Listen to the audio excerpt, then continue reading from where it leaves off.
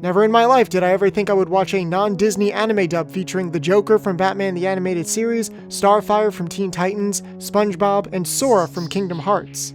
So now that I have your attention, let's talk about an anime dub from 15 years ago that absolutely nobody is talking about. Back in the early 2000s, Toonami began showcasing their Total Immersion events, original CGI animated adventures featuring the Toonami hosts Tom and Sarah. They would be broken up into parts and aired for a few nights every year specifically for the platform. However, in 2003, Toonami featured something very different for their fourth event, a completely original story called Immortal Grand Prix, otherwise known as IGPX. This isn't a game. This isn't a race. This is IG1 Grand Prix, and if you're not really careful, you'll be toast. So when we came down to the fourth, what would have been the fourth one, I said, why don't we change it up? Let's go to a studio and see if we can get something that they're working on as a pilot and turn it into a micro series where we premiere, one episode a day, like over the course of 5 days or something like that. And we had already been dealing with Kenny Adomi over at Bandai, who put us in touch with Production IG. We had some meetings with them, we really liked each other, and we talked to them about this idea, and they said, well, we have something we might be able to do. We have a thing, and it might be cool. And we worked together on it and just had a really good time. So that's why it ended up being that and not another host of Toonami, Tom, having an adventure. The IGPX micro-series consisted of 5 5-minute shorts that each aired on Toonami from September 15th to September 19th. It followed a young boy named Takashi and his underdog team as they get a chance to compete in the Immortal Grand Prix, a combat tournament between teams of weapon-wielding mechs. The story was easy to digest with a solid English cast and just the right amount of cheese. Come on, you've at least seen the Ninja Turtles, right? It even featured some catchy, dynamically placed music, at least in the version that actually aired on Toonami, but more on that later. Go ahead, make my day. With a successful run, Cartoon Network commissioned a full series for the IP, except this time, instead of mechs battling it out with guns in an open field, the franchise would instead be reborn as a racing series. Cartoon Network is proud to present the first Toonami original series in a special 1-hour premiere, IGPX. The race begins Saturday, November 5th at 10. Despite the pilot being well received, the new series director, Mitsuru Hongo, wanted to move away from using guns for combat and instead focus on racing, something he was becoming obsessed with at the time. It was Hongo's idea, and based on his previous work in Outlaw Star, where he had ships that could beat each other up with fists, we kind of felt like, well, he knows how to do giant fighting robots, so let's just pull the trigger and do it. So we loved his idea, and he had designs ready to go, and he had the Team Satomi rough design ready to go, and he was like, this is the Lamborghini, and then, like, he had certain cars that he would base designs off of, and it was already sort of in his mind fully formed, so we just knew we wanted to do it. Cartoon Network was listed as the producers for both the pilot micro-series and full TV series. Nowadays, it's not unusual for non-Japanese companies to aid in anime production, even though the extent of a lot of co-productions might just boil down to helping the show get funded in the first place, in exchange for certain perks like streaming exclusivity. Now, there's a lot to be said about the production committee system's flaws, but back during the early 2000s, the idea of an American anime co-production was still relatively novel, and Cartoon Network's involvement with the development of the IGPX brand was conducted with a level of intimacy that we really hadn't seen before back then. Not only did this mean constant back and forths regarding scripts, concept ideas, and storyboards, but it also included discussions regarding how the show's Toonami airing would differ from the one that Japanese audiences would see. Some differences were just a matter of adding something in, like how some shots didn't have dialogue while characters' mouths were moving in the original, so more audio was simply dubbed into them, which isn't too uncommon of a practice in anime dubs. Alright guys, let's do this. We can't lose a single second on this repair. However, there are technically two different cuts of IGPX with more noteworthy differences. There's the one that aired in Japan, which could be seen as the uncut version of the series, and then there's the one that was edited and tweaked to air on Toonami about a month later. I know some people might hear that and assume this means the series was censored or watered down for a Western audience. In actuality, most edits were just done to better fit the show into an American broadcast time frame, which isn't that uncommon of a practice when broadcasting foreign episodes on television. Japanese anime episodes clock in at roughly 24 minutes, while American cartoons are about 22. So in order to fit a Western time slot without compromising on advertisements, most of the time opening and ending sequences are either cut or reduced. In IGPX's case, the Japanese openings were replaced with newly edited Toonami intros that also acted as recaps for the previous episodes, while the endings were replaced with new episode previews and credits. But in order to reduce episodes down to the exact time length, parts of the show itself needed to be edited. Sarah Hardy, a current veteran of Toonami and one of the people responsible for editing the blocks engaging promos, was put in charge of editing the show under Jason's supervision. But most of the individual changes were arguably small in scale. They usually involved retiming scenes by speeding up or taking out brief moments of silence, matching better with Western commercial breaks and arguably helping viewers get to the point of scenes faster. But Sarah also removed or moved around specific shots to match what the Toonami team felt like made more sense. These could include cutting to shots or specific characters that better reflected what other characters were talking about, or giving scenes a better sense of pacing, which you could argue was also different between cuts due to the Toonami version's new music. Because doing these minor edits wasn't the only thing that Sarah was in charge of, as she was also the music supervisor for most of the Toonami cut. The version of the show that aired in Japan had most of its music replaced with music from the London-based label Ninja Tune, made up of hip-hop and electronic beats which were often used in other Toonami promos. It's possible this was done to be more consistent with the micro-series, which also had its music replaced. And in our opinion, for the better, since the original cut of the pilot just had each part feature one backing track throughout the whole part, without any change of pace. The use of the Ninja Tune music, on the other hand, has style and variety, switching up the music to match the scene, which is such a weird contrast because usually American scores for anime are so overbearing compared to the original Japanese music that often gave scenes room to breathe. Thankfully, this wasn't the case with the original score for the TV series, which does offer much more variety. But between the snappiness of the edited scenes and the use of Ninja Tune music in the cut that Americans would end up seeing on Toonami, there is a subtle yet inherent difference in viewing experience between the two. This wasn't just the English version of IGPX. This was a Toonami show specifically trying to appeal to Toonami fans. And yes, technically this was kinda like some of what 4Kids was doing at the time. A strong argument could be made that these specific cuts and music choices made more sense in the Japanese version. Just because they might have felt off to an American audience doesn't mean that the Toonami crew should have taken it upon themselves to fix things, no matter how minor.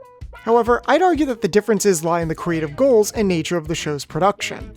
4Kids as a brand was trying to hide the fact that a lot of their acquired properties were Japanese, while IGPX was always meant to be more of a global experience rather than an exclusively Japanese or American one, with a setting that people from all over could find entertaining.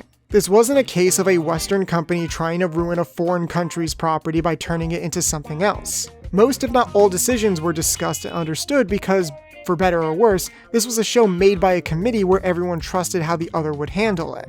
Even though it seemed to be Hongo's idea to shift the show's core conceit from what was being set up in the pilot, Cartoon Network was very involved in the actual writing and creative direction of the show.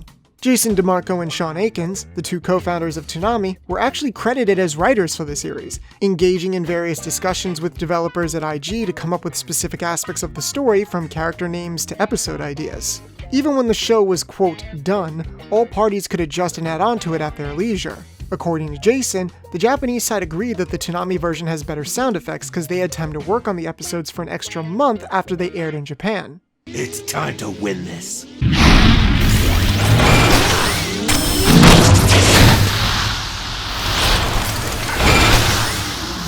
it up all the way, boys! It's time to win this.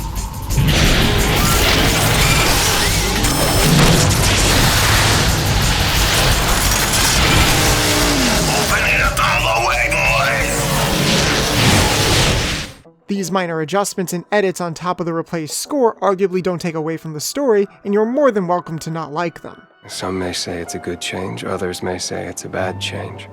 But it's impressive how natural they feel in this world, while the show itself feels natural alongside others that were airing on Toonami. Both versions were still Hongo's show, telling the same story, but each featuring small elements that arguably lean towards a specific demographic. And you can feel that in the more subtle ways that the dialogue itself was adapted. Hongo seemed to keep the locations of the setting and birthplaces of the characters vague, while the dub, ironically, made sure that the original names were more varied and even changed a few of the Japanese exclusive names after the show was done to ones that could be heard in different parts of the world. Again, that's something 4Kids did as well, but way more consistently. This was done on top of name-dropping specific locations that could better inform the characters all coming from different backgrounds. A slightly different approach to the same fundamental idea, but one that was agreed upon during the show-making process. There's even a character named Fantine that has a distinct French accent in the dub to highlight this. However, this might have been a better detail if that was a more consistent feature of the dub across the board, since she's one of the only members of her team that has a noticeable accent, even though the dub says that they're all from France.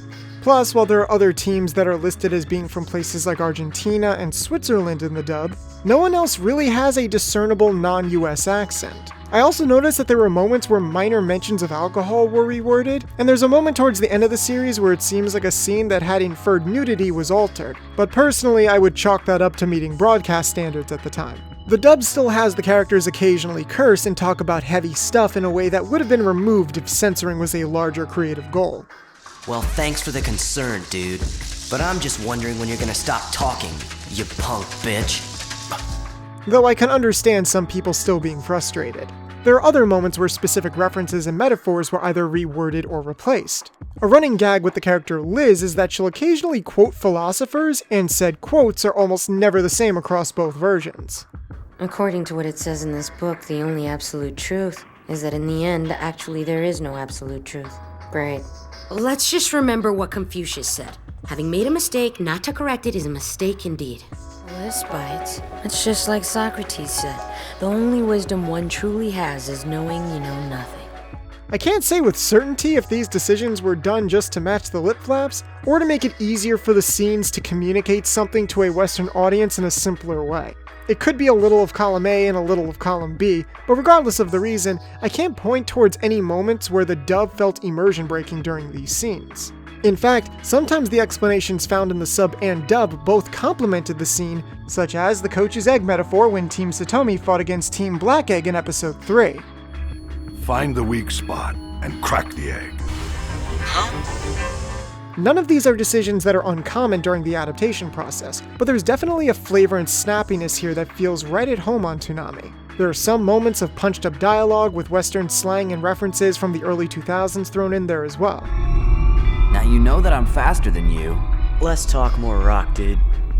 And even though you could argue that they date the series a bit, these moments of cheesiness also felt kind of charming. It was like watching a time capsule that still felt believable, and part of that probably also came down to how the actors deliver their performances. While the full series' dub still features one or two actors from the original micro-series reprising their roles, and some actors returned to play different characters, Cartoon Network wanted to go in a different direction regarding the talent that was hired for such a big project.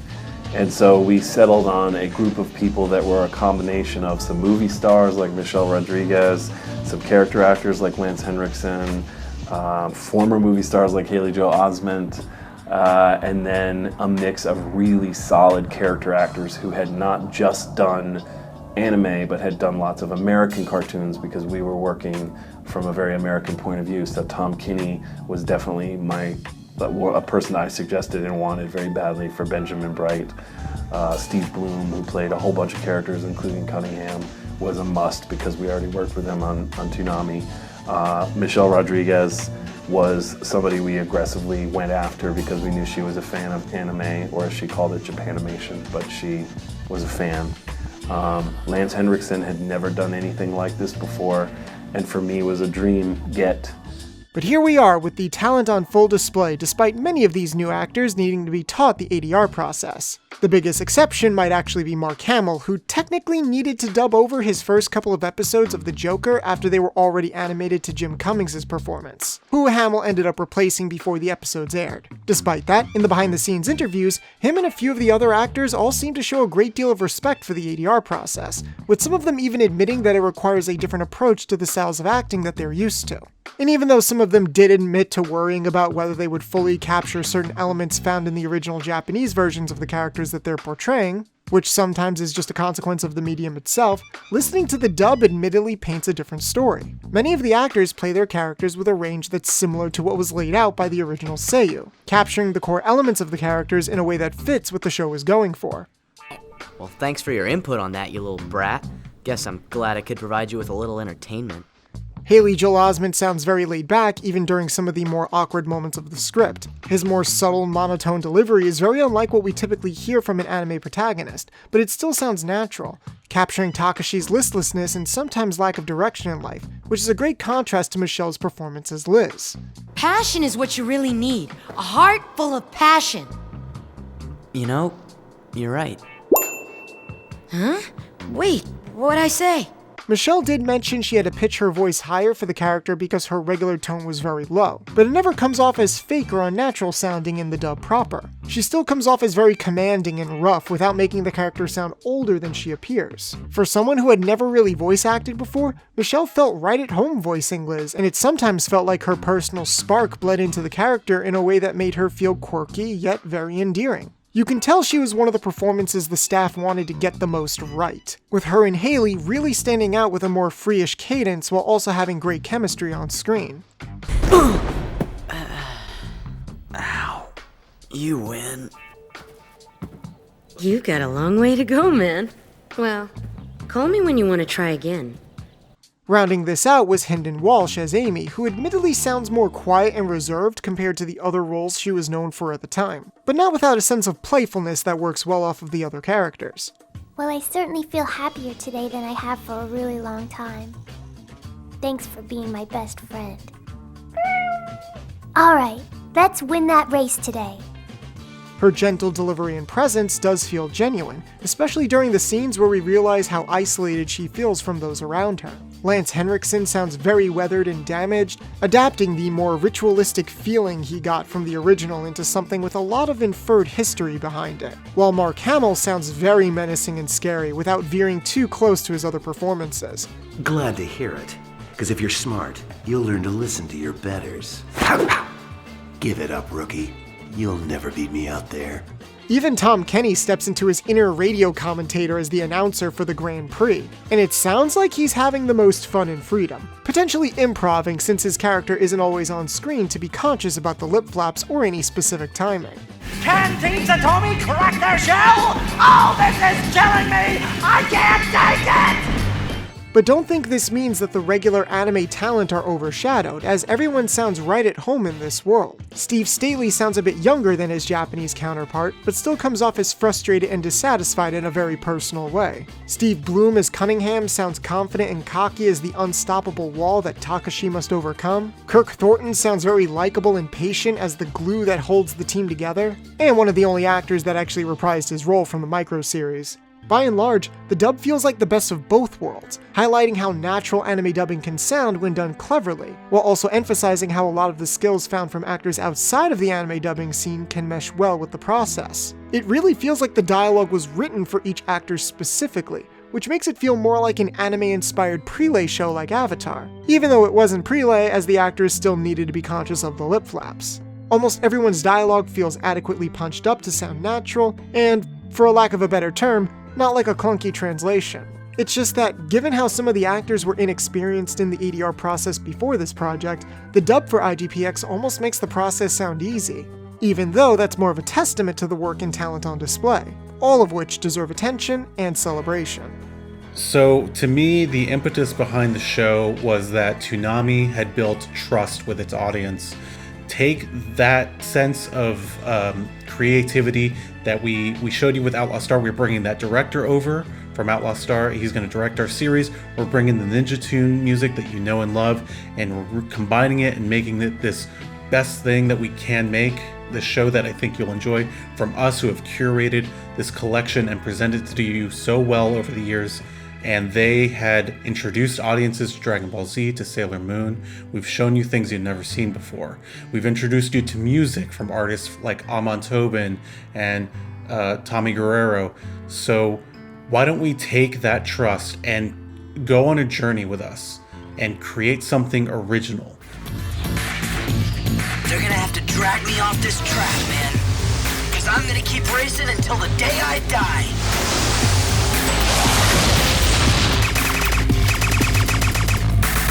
And the viewership said no. Unfortunately, despite the time, money, and effort that went into getting the show made, only the first 24 episodes aired in Japan on TV Asahi, and of the 26 episodes that were made, only 20 of them actually had their first airing on Toonami, while the remaining 6 were moved to a late-night time slot where the show quietly ended. The series was later written off by Cartoon Network, which originally meant that it would never air on Cartoon Network-affiliated networks like Toonami and Adult Swim ever again. IGPX just didn't have the ratings comparable to the other shows on the platform. Bandai of America had the distribution rights for the series and released 2 separate versions of the show. The uncut version was the English dub of the original series without any edits, keeping the original music and sound effects intact. Both it and the Toonami cut were meant to be released separately in individual volume sets, which was originally a practice for the early VHS days. And Bandai trying to bring it back to a generation that lived without it might have done more harm than good, considering that the Toonami cut didn't even make it past Volume 1 before Bandai decided to have that version of the show switch over to seasonal sets. Despite cultivating a small, dedicated fanbase, the fact that there was no real differentiation in branding between both versions probably didn't satiate those that could only really watch the show on Toonami. And such a confusing physical release also probably didn't help the show catch on with the mainstream anime fandom. I mean, IGPX wasn't perfect. It fell into some of the narrative cliches that were indicative of the genre it was paying homage to, and personally, I wasn't always a fan of the non-linear style of storytelling some episodes would incorporate because, at worst, it could be very disorienting.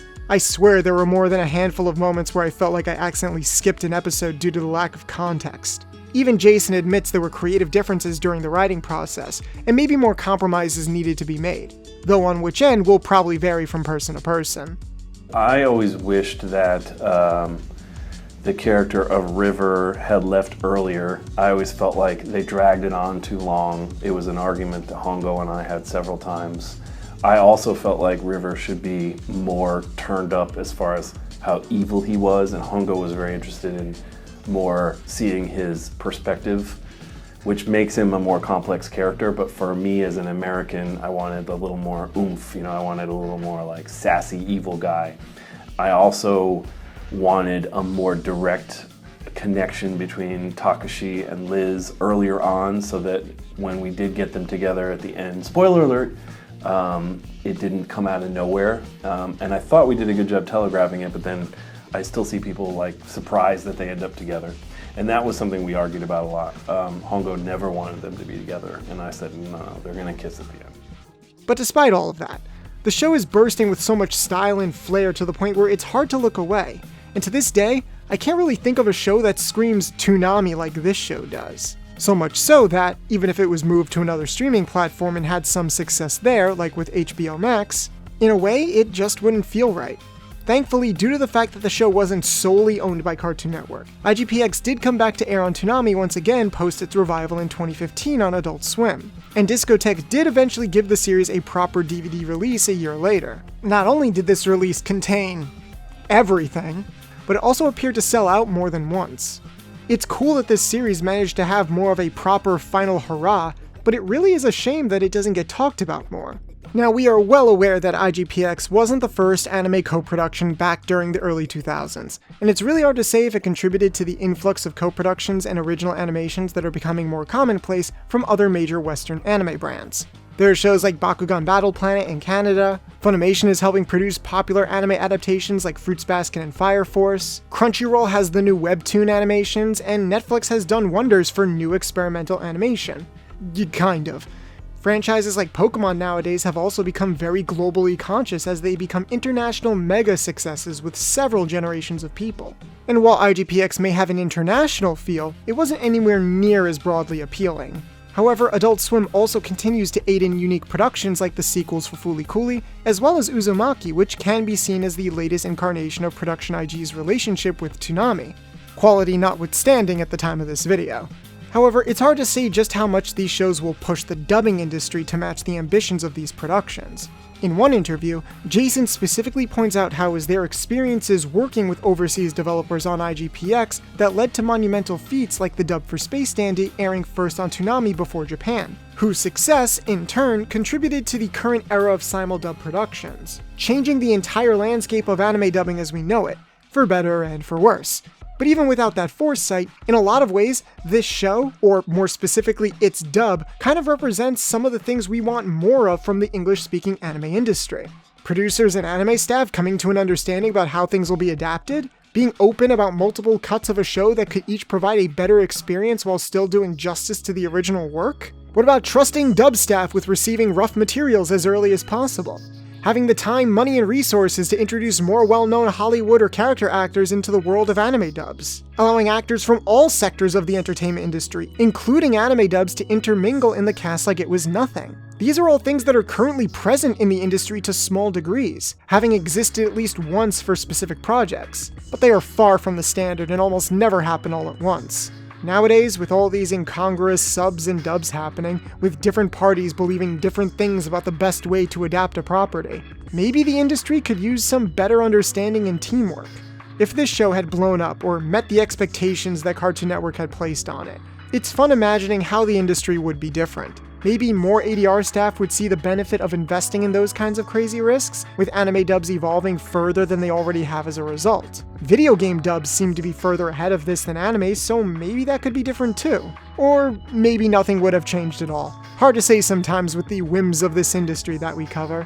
I just can't help but find it entertaining that IGPX, a show that barely anyone talks about anymore from 15 years ago, was able to pull it off to the degree that it did. So going forward, when other super exceptional things happen in anime dubbing, I hope that they get the attention and coverage they deserve. That was pretty deep in a stupid, rambling kind of way. Oh, don't worry. We'll get to you another time. Hello everyone, and happy 15-year anniversary to the first official airing of IGPX. My name is Eric, and once again, thank you all so much for making it to the end of the video. Shout out to EyeQ and DJ Raymay for letting us use some of their music in this video, with special thanks to Jose Argumedo for answering some of our questions regarding such a unique show. Links to all these amazing people and the work that they do will be found in the description down below. What's more, any updates or corrections will be found in the pinned comment as well. If you like what we do here, consider joining our Patreon alongside other amazing people including Marissa Lenti, Reagan Senpai, JR Pictures, Spartacus, Ahoba, Seth Phillips, Unknown Secret 1000, and Queen Era 2. This has been the Cartoon Cipher, and until next time.